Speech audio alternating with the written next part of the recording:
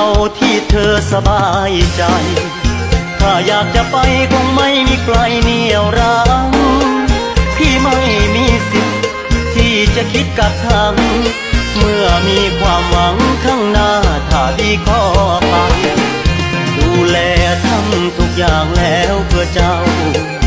ยังมีเขาดีกว่านี้อีกใช่ไหม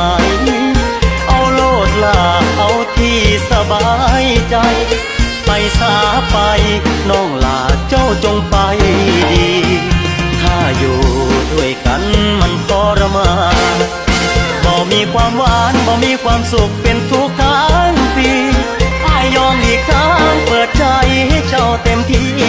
แต่ยังจำสิ่งดีๆที่เคยมีต่อกันมานาน